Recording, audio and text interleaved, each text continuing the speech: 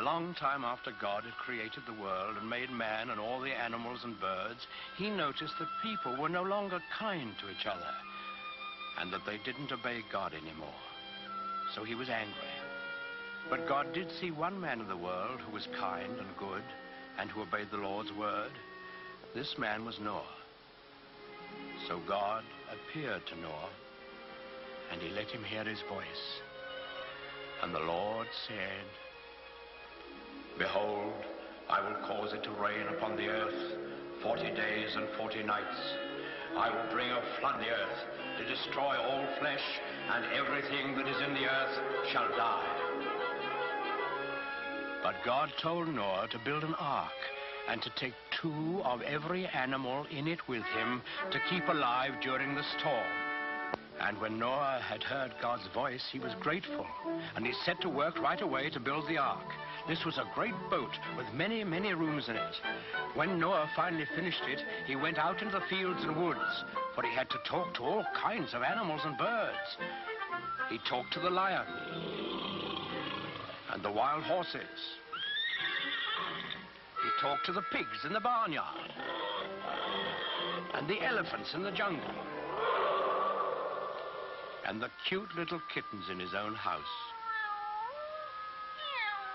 Noah talked to all the animals on the face of the earth, even to the doves, cooing in their nests.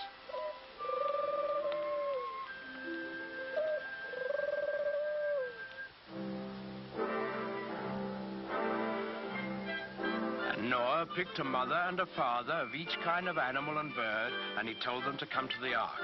Well, when they were all gathered there, you can imagine what kind of a noisy crowd poor Noah had on his hands.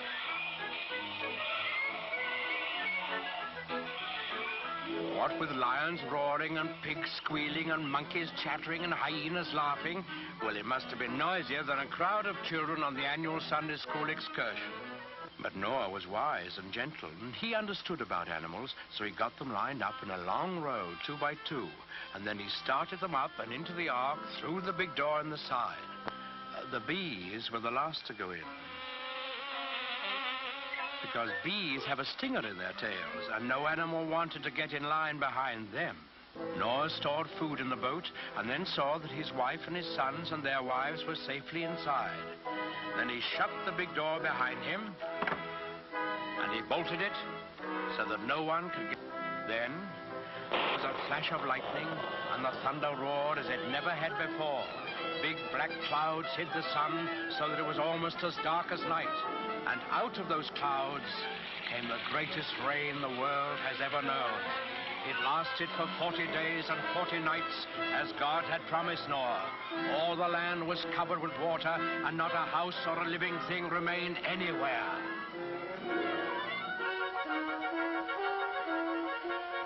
But Noah's ark floated on the surface of the waters, and he and his family and the animals who were in the ark with them were saved. On the 40th day, the rain stopped and the sun came out. The waters that had covered the earth began to flow back into the oceans and the rivers, and the ark came to rest on the peak of a mountain. But Noah wasn't quite sure that there was enough dry land for all his animals to live on. So he took one of the doves